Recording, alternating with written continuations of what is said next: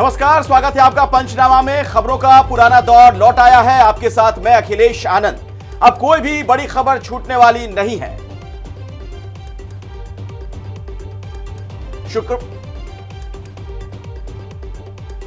नमस्कार, मैं हूं आपके साथ सोनाल। सेना में नौकरी के लिए सरकार ने खोला है पिटारा, लेकिन इस अग्निपथ की अवधि है सिर्फ 4 साल। नमस्कार, मैं हूं जीएस विवेक। मॉनसून से पहले बारिश ने बिगाड़ दी है कई शहरों की सूरत। ये खबर भी हम आपको दिखाएंगे।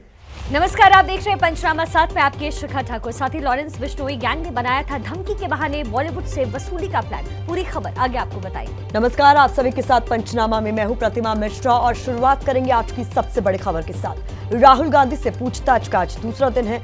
10 घंटे पूछताछ कल हुई थी, आज दूसरे दिन। पहले राउंड में 4 घंटे से ज्यादा की पूछताछ हुई है। दूसरे दौर की पूछताछ जारी है। राहुल गांधी से ईडी के सवाल जवाब को लेकर सड़कों पर कार्यकर्ताओं का संग्राम देखने को मिला। ईडी के सामने पेशी से पहले राहुल गांधी ने कांग्रेस मुख्यालय में मंथन भी किया। राहुल के साथ ईडी दफ्तर की तरफ कदम बढ़ा रहे कार्यकर्ताओं को पुलिस ने रोक लिया। इस दौरान धक्का मुक्की भी हुई।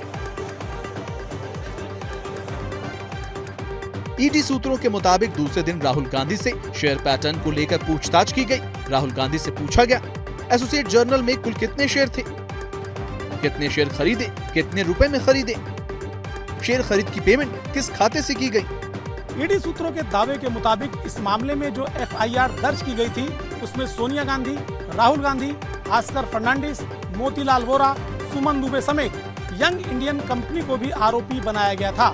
इसी एफआईआर के तहत राहुल गांधी से पूछताछ की जा रही है और इसी एफआईआर के तहत सोनिया गांधी को भी पेश होने के लिए सम्मन जारी किया गया है। दरअसल राहुल गांधी की पूछताछ को लेकर पॉलिटिकल पारा आज भी चढ़ा हुआ है। राहुल गांधी से ईडी की पूछताछ को लेकर आज भी कांग्रेस का पॉलिटिकल पैटर्न वही रहा। छोटे कार्यकर्ताओं से लेकर बड़े नेता सड़कों पर पसीना बहाते नजर आए। राहुल गांधी से हो रही पूछताछ को कांग्रेस बदले की भावना बता रही है, जबकि बीजेपी इसे घोटाले का नतीजा बताकर घेर रही है।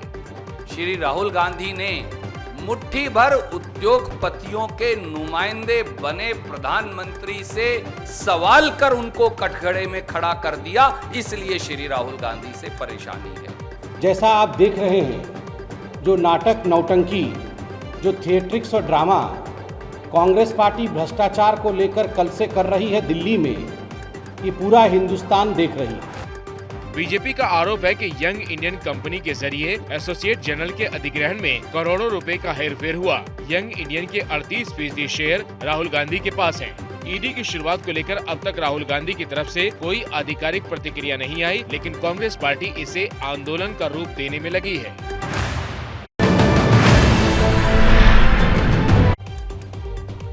प्रयागराज हिंसा के पीछे की साजिश से धीरे धीरे पर्दाफाश होता जा रहा है। उपद्रवियों को मुफ्त में पेट्रोल डीजल दिए गए थे।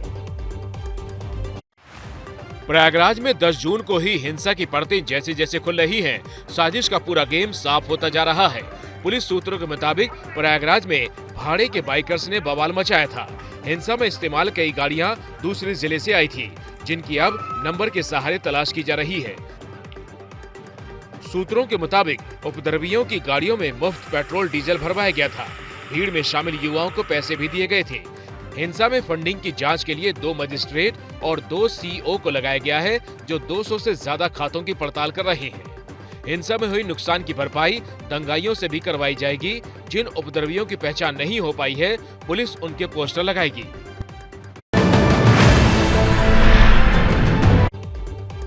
चलिए बढ़ते हैं अगली खबर की तरफ। प्रयागराज हिंसा के मुख्य आरोपियों में से एक जावेद पम्प के परिवार पर भी कस सकता है शिकंजा।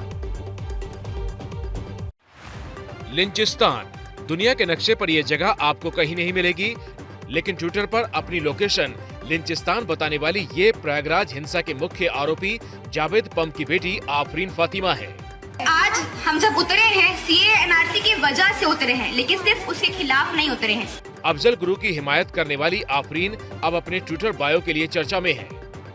खुफिया एजेंसियां अब आफरीन के ट्विटर अकाउंट की पड़ताल में जुट गई हैं। दूसरी तरफ जावेद पम्प का परिवार बुलडोजर की कार्रवाई के खिलाफ हाईकोर्ट में दस्तक देने की तैयारी में है। रविवार को प्रयागराज में जावेद पम्प का करोड़ों का घर बुलडोजर से गिरा दिया गया था।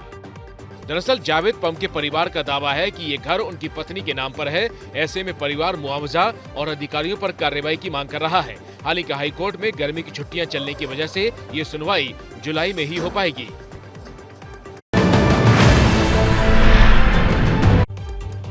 साथ ही राज्य में जुमा को हुई हिंसा को लेकर के जांच तेजी से जारी है। राज्य हिंसा से जुड़ी इस वक्त एक बड़ी खबर आ रही है। आपको बता दें, पुलिस ने हिंसा के आरोपियों की तस्वीर अब जारी की है। राज्य पुलिस की तरफ से 33 आरोपियों की तस्वीर जारी करते हुए पहचानने में मदद की अपील की गई है।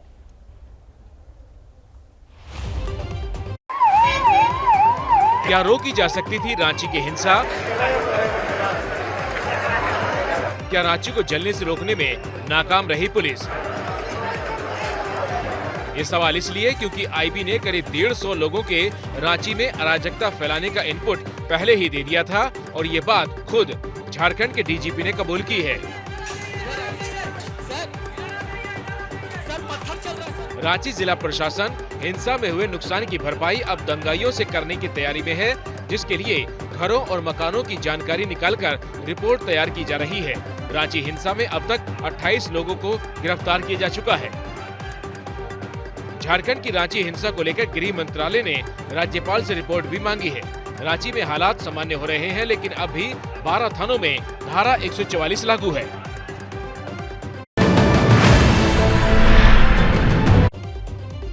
दस जून यानी शुक्रवार को हुई हिंसा में अब पाकिस्तान का कनेक्शन भी सामने आ रहा है।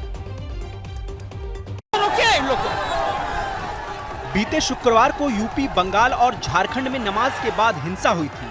अब धीरे धीरे इस हिंसा के पीछे की परतें खुलती जा रही हैं। Digital forensic research and analytics centre यानी DFRAC की रिपोर्ट से खुलासा हुआ है कि पाकिस्तान ने 7000 ट्विटर अकाउंट के जरिए हिंसा की साजिश रची।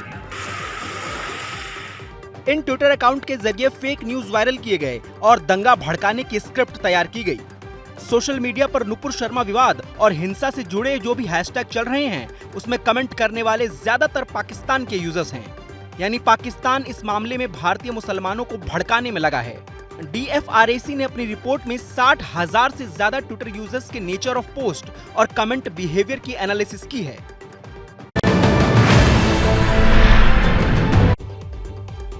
प्रयागराज हिंसा के बाद बुलडोजर पर राजनीति हो रही है, लेकिन सीएम योगी ने कह दिया बुलडोजर की कार्रवाई जारी रहेगी।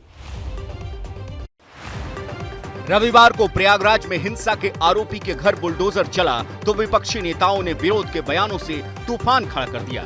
अब इसे लेकर यूपी के सीएम योगी आदित्यनाथ ने कहा है कि बुलडोजर की कार्रवाई पेशेवर अपराधियों, माफियाओं के विरुद्ध है। ये कार्रवाई सतत जारी रखी जाए। प्रदेश में किसी गरीब के घर पर गलती से भी कोई कार्रवाई नहीं होगी। मतलब साफ है कि बुलडोजर पर ब्रेक लगने वाला नहीं है। लेकिन AIMIM प्रमुख ओवैसी योगी सरकार को घेर रहे हैं। बुलडोजर का इस्तेमाल अगर करते रहेंगे तो फिर अदालत का, जजेस का, पुलिस की क्या जरूरत है? तो इसलिए ये गलत है, अनकॉन्स्टिट्यूशनल है। इल्लीगल तरीके से नफरत की बुनियाद पर जो डिमोलिश किया गया था, वो घर उनके पिता के नाम पर नहीं था, वो नोटिस भी गलत है। शिवसेना ने अपने मुखपत्र सामना में लिखा है कि कानपुर, दिल्ली, प्रयागराज जैसे शहर में दंगे हुए। ये सब दंगाई मुसलमान थे। उन पर हजारों की संख्या में आपराधिक मामला दर्ज करके गिरफ्तारी की गई और बुलडोजर चलाकर बदला लिया गया। यही बुलडोजर लद्दाख की सीमा में चीन ने जो अवैध सड़क, पुल, इमारतें बनाई हैं, उन पर कब चलाएंगे?